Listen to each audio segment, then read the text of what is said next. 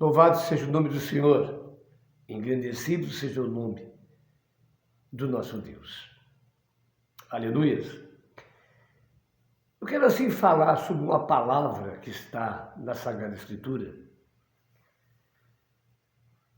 que eu creio que há um entendimento errado.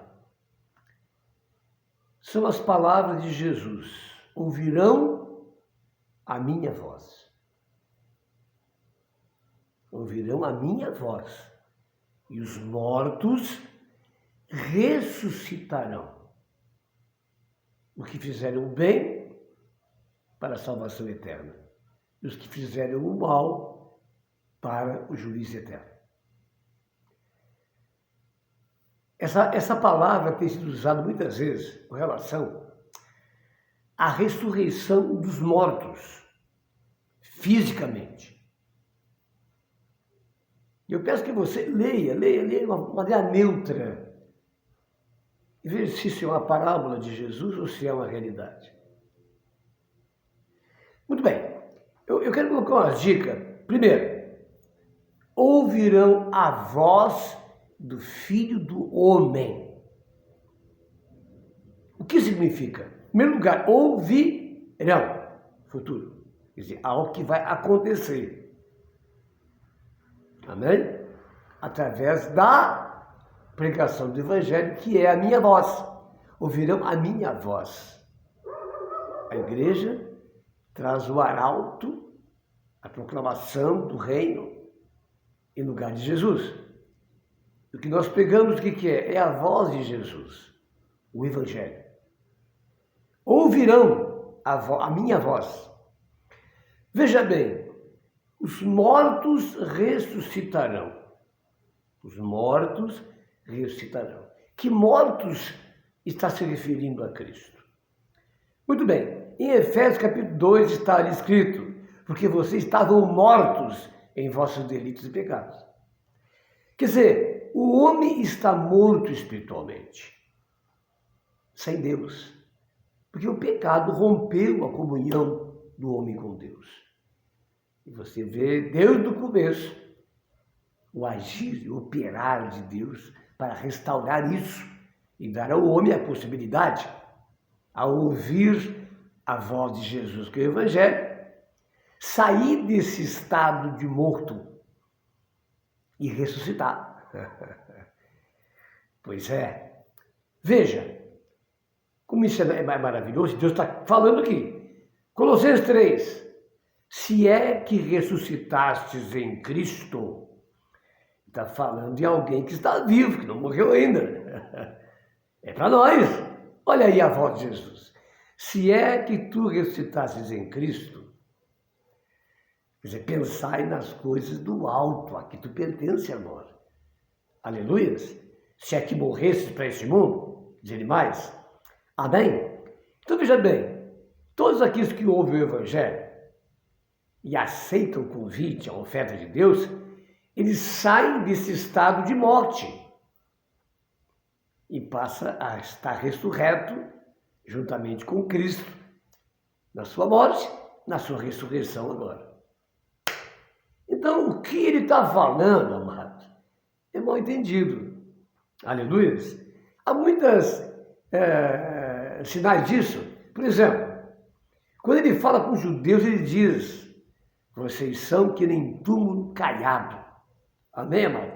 Vocês estão mortos por dentro, podre. Aleluia. E é assim que todo ser humano está. Nós estamos dentro de nós mesmos, mortos em nossos delitos e pecados. Aleluia. Quer dizer, precisamos ressuscitar com Cristo. E a ressurreição é em vida, não é em morte. Amém? Por quê? Porque Paulo declara: se é que vós ressuscitastes em Cristo. Está lá em Colossenses 3. Então, somando todo esse ingrediente, a gente então passa a entender. Quer dizer, aqueles que saem para uma nova vida, eles vão ter que viver realmente essa nova realidade. Fazer o bem significa andar em obediência a Deus, honrar essa aliança. Você ouviu o Evangelho, você creu no Evangelho, você entende que é a solução para a tua vida agora, puxa, você andar no caminho de morte e agora, então, quer dizer, você restaura a tua comunhão com Deus, e nesse andar agora, isso é lógico, amém, amados?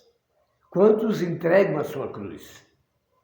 Então, o que fizerem o bem, ou o que honrarem essa aliança e forem fiéis até a morte.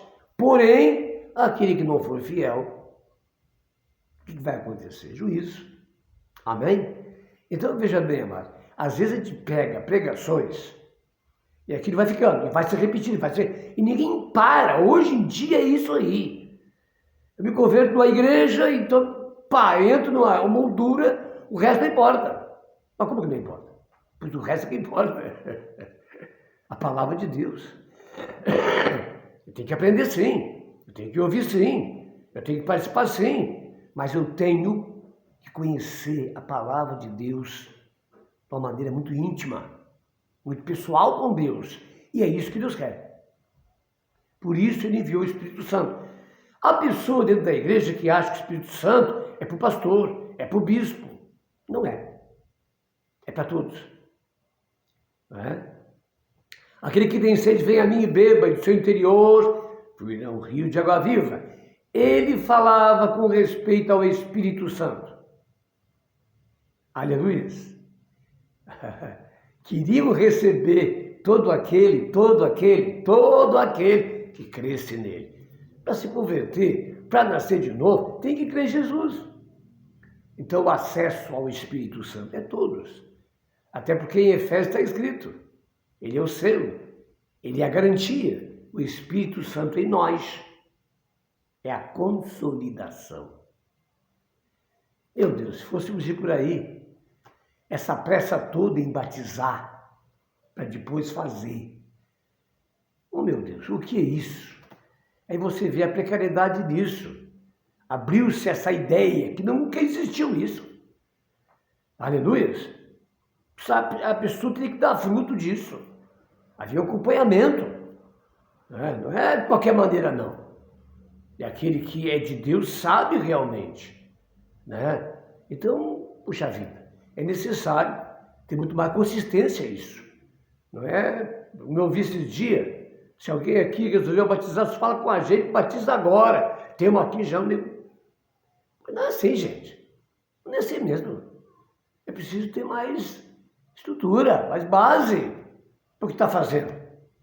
Ué, não é... O nosso culto não é um culto irracional, ele é racional. Então como é que vai chegar assim já? Não, vamos conversar direitinho. Há tempo. Há o tempo de Deus para isso. A gente fala muito de... há tempo para todas as coisas, mas também há tempo da pessoa ouvir o Evangelho, converter o coração, ter experiência com Deus e tomar uma atitude real de seguir a Cristo e ser batizado. Aí é que acontece o batismo. Uma decisão real, onde eu procuro o sacerdote, o pastor, o que eu tenho que fazer para colocar minha vida em dia, porque eu entendi. Eu quero seguir a Cristo. Eu quero, não há outra alternativa nele. Eu entendo isso. Há outra alternativa. Ele é o caminho, não há outro caminho. E muitos caminhos Satanás coloca aí, mas a gente sabe que é um caminho errado. É rua sem saída. Aleluia.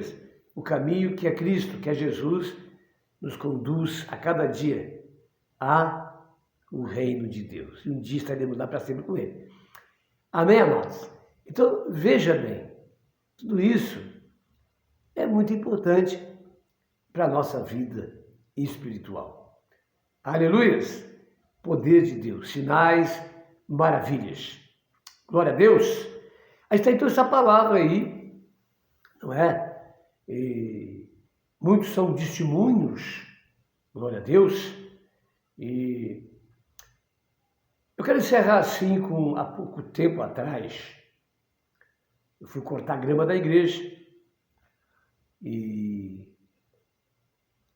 não está nem pensando em nada. De repente chega um carro, uma pessoa,